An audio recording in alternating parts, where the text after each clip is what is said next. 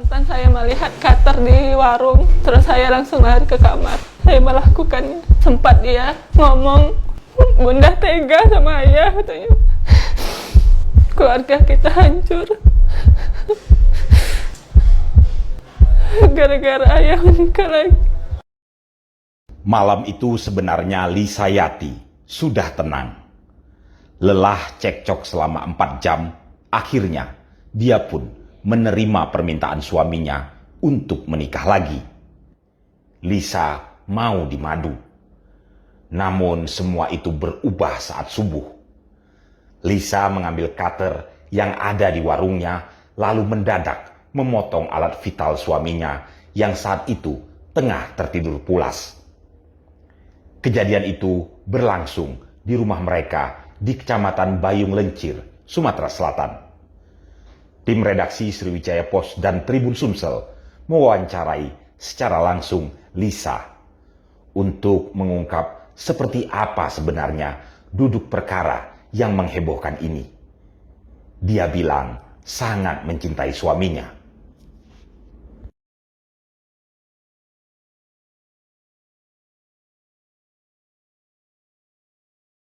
Sebelum kejadian itu terjadi, itu sebenarnya apa ya yang terjadi?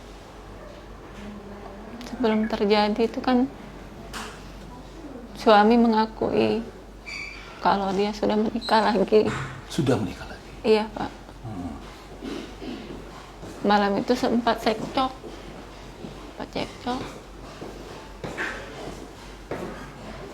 Sekitar jam 8 kami cekcok. Saya minta cerai, Pak, malam itu kan. Dia tidak mau. Saya minta dia menceraikan yang muda, dia tidak mau. Dengan alasan perempuan itu sudah hamil. Malam itu Ibu tahu itu? Iya, malam itulah saya tahu.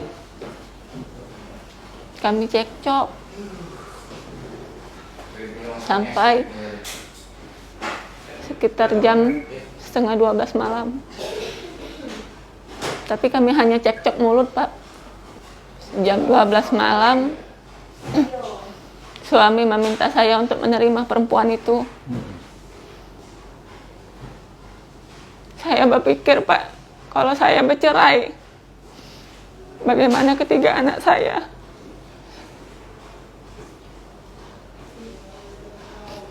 Jangan terpaksa saya menerima, Pak, perempuan itu. Terus suami menelpon perempuan itu supaya saya berbicara dengan perempuan itu bahwa saya menerimanya. Saya telepon. Saya menerima.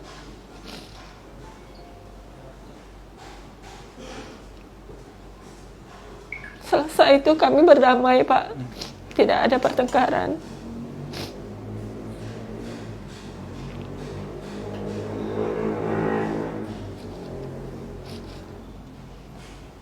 Lalu kemudian istirahat seperti itu. Kami istirahat, berdamai. Damai. Tidak ada Perasaan pertengkaran. udah tenang Ibu saat Iya. itu. Lalu Bu Lisa? Kami tidur. Sempat, Pak, maaf, kami sempat berhubungan. Setelah kami berhubungan, kami tidur kembali. Saya terbangun saat azan subuh. Saya mandi. Saya sholat. Setelah sholat, saya beres-beres warung. Di saat itu saya menangis, Pak. Masih tidak terima. Masih menyesali. Spontan saya melihat cutter di warung. Terus saya langsung lari ke kamar. Saya melakukannya. Itu spontan saja waktu melihat ada cutter di... Iya, di warung. Saat ribut malam itu sempat terbesit atau sempat ada ancaman gitu? Tidak ada. Maaf Ibu, saat Ibu melakukan itu apakah suami terbangun atau tidak? Dia lagi tertidur pulas, Pak. Saat dia terbangun tuh selesai saya melakukannya. Ibu sudah tidak ada di situ? Saya masih ada, Masih Pak. ada. Sempat dia mengejar saya sampai ke ruang tengah, mungkin karena sakit kan. Sempat dia ngomong, "Bunda tega sama ayah," katanya. Terus dia mengejar saya sampai ke dapur. Saya buka pintu dapur, saya berlari keluar, Pak. Di sana sempat dia mengejar saya sampai keluar. Di sana ada laki-laki yang mau kerja kan, motong. Dia sempat minta tolong sama laki-laki itu. Saya bilang, "Kak, jangan sampai ikut campur," kataku kan. "Iya," katanya, "saya mau kerja," kata kakak itu. Terus karena nggak ada pertolongan, dia lari ke tempat orang tuanya. Tidak jauh dari rumah? Iya. Saat itu saya nyari kesempatan untuk keluar untuk membangunkan ketiga anak saya, Pak. Sempat saya bangunkan yang paling tua, yang paling besar untuk gendong adiknya kan. Saya bilang, ayo ke Bayung ya," kata. "Sama siapa, Bunda?" Katanya, "Aku ke Bayung. Minta antar sama mbah tetangga," kataku kan. Langsung, "Iya," katanya. Dia gendong adiknya yang paling kecil, yang paling dua dipegangnya. Saya sempat ambil HP sama uang 2.400.000. Saya langsung kabur, Pak. Sama anak-anak ya? Enggak, anak-anak saya tinggalkan di tetangga. Di tetangga. Terus ibu ke Muaraenim. Ibu, maaf, hubungannya sama suami saat itu baik-baik saja sebelum kejadian ini? Baik-baik saja, Pak. Apakah ini baru pertama kali ibu tahu bahwa suami punya hubungan dengan perempuan lain? Kalau saya mengetahui itu kan dari saya hamil anak ketiga itu 3 bulan. Ada gosip itu. Ada gosip itu. Karena dalam keadaan dia kerja jauh, Pak. Kan dia kerja di Pangkalan Kerinci. Jadi saya percaya. Mungkin kan karena mungkin gosip apa-apa. Tapi setelah saya hamil 6 bulan, dia pernah pulang. Dia berubah, Pak, sifatnya. Dengan saya tuh cuek. Seakan-akan jijik. Sampai untuk bersentuhan aja dia tidak mau. Saat saya hamil 6 bulan. Sampai ke saya hamil mau melahirkan, dia tidak pernah menyentuh saya.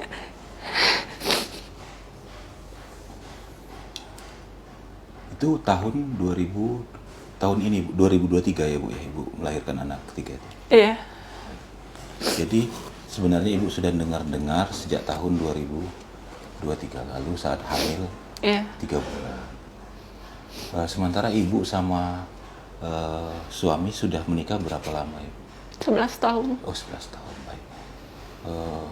Ini memang pacaran dulunya atau apa? Pacaran, Pak. Pacaran saja kami dari 2008. Menikahnya 2013. Jadi memang saling mencintai lah. Iya. Jadi pacaran sudah 5 tahun. Pernah cekcok apa? Ada kekerasan sebelumnya? Tidak pernah. Suami jadi tipe yang seperti apa ya? Orangnya penyayang, Pak. Hanya saja belakangan berubah. Selama 11 tahun tidak pernah dia yang namanya memukul, memarah, tidak pernah. Bu Lisa, saat ini yang Ibu rasakan apa? Menyesal atau seperti apa?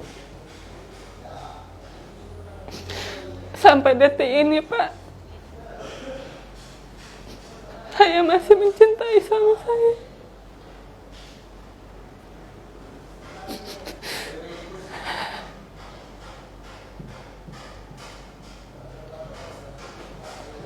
Apa yang ingin disampaikan? Mungkin pada suami. Karena saat ini statusnya juga masih suami. Maaf.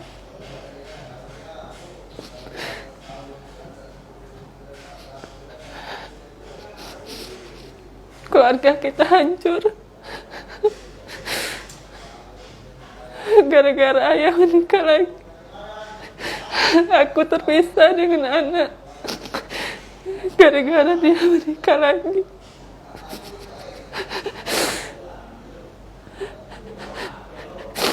kondisi terakhir suami ibu juga belum Tahu Pak, sehat. sehat. Sampai saya menyerahkan diri hari Senin itu kan dibawa ke Sekayu, masih sempat video call sama suami. Oh, ibu masih sempat video call sama suami? Waktu ibu masih melarikan diri itu ya? Enggak, waktu saya dibawa itu Bu, penyidik ke Sekayu. Oh, Dalam perjalanan ke Sekayu masih sempat video call sama suami. Marah dia Bu, masih Bu? Iya, waktu malam kejadian tuh kan sempat ngobrol sama perempuan itu. Aku tanya kan, mungkin kataku bukan anak laki aku kan, kataku kayak itu. Iya. Tidak yuk katanya, anak Kak Rian katanya.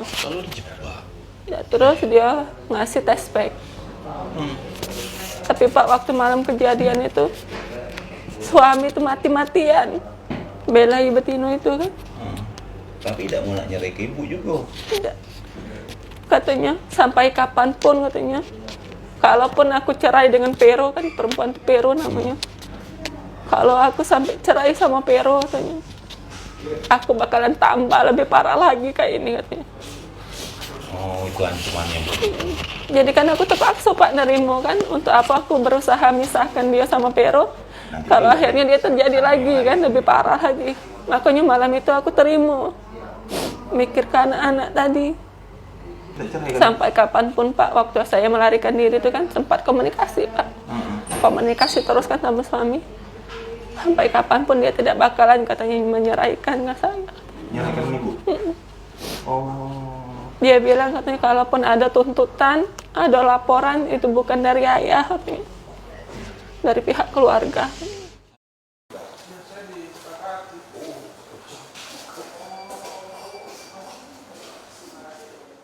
Tribuners, saat ini saya sudah berada di ruang kasat Reskrim Polres Musi Banyu Asin, dan bersama saya sudah ada Pak Kasat Reskrim Bapak AKP Bondan Triutomo. Pak Bondan, apa kabar Pak? Alhamdulillah baik Bang. Ini Reskrim dari Polres Banyu Asin sudah mengungkap dan saat ini sudah mengamankan Ibu Lisa. Untuk kronologi dan bagaimana sebenarnya duduk perkara yang saat ini juga sudah disidik oleh kepolisian, kita akan langsung bertanya dengan Pak Kasat.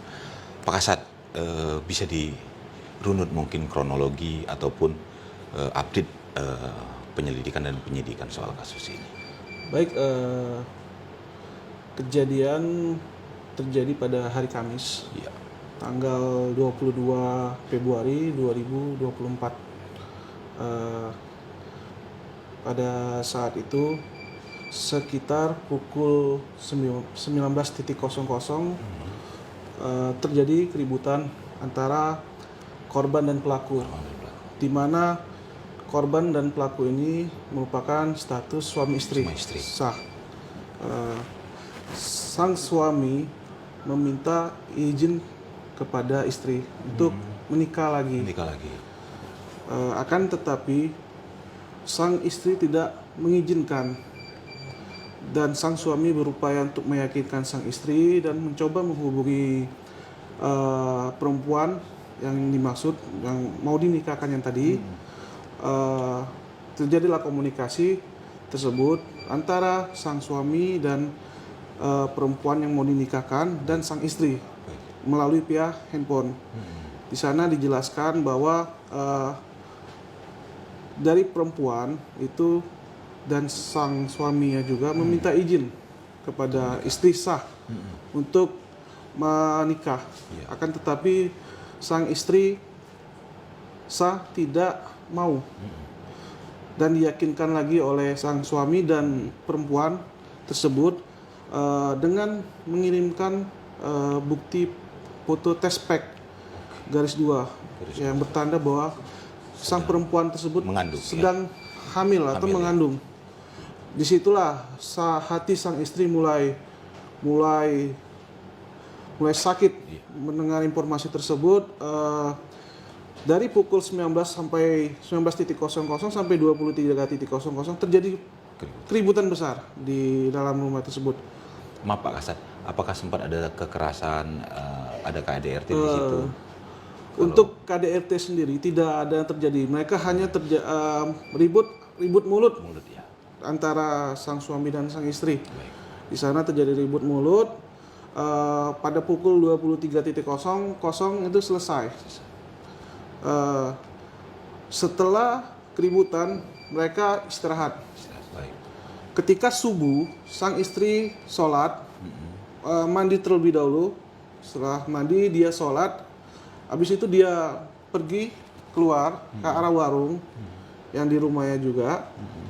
Dia melihat ada satu buah cutter. Ini bisa kita lihat di sini. Ini cutter yang digunakan oleh pelaku pada saat kejadian. Dia melihat cutter ini, terlintaslah di benak dari si pelaku tadi untuk melakukan kejahatan tersebut. Akhirnya pelaku datang setelah sholat, mengambil cutter dan masuk lagi ke kamar dan melihat sang suami sedang tertidur pulas. Celana si korban dibuka oleh si pelaku dan disitulah mulai dilakukan pemotongan menggunakan cutter ini. Cutter ini ya. Ya. Cutter berwarna hitam ini ya. Ya, cutter berwarna hitam. Ibu LY ini kasat tersangka kemudian dijerat dengan pasal apa? Baik, Ibu LY sendiri kita jerat dengan pasal 44 ayat 2 Undang-Undang Nomor 23 tahun 2004 tentang KDRT. Yang dimana Ibu LY tersebut dipidana paling berat 10 tahun. 10 tahun. Atau denda sekitar 30 juta rupiah.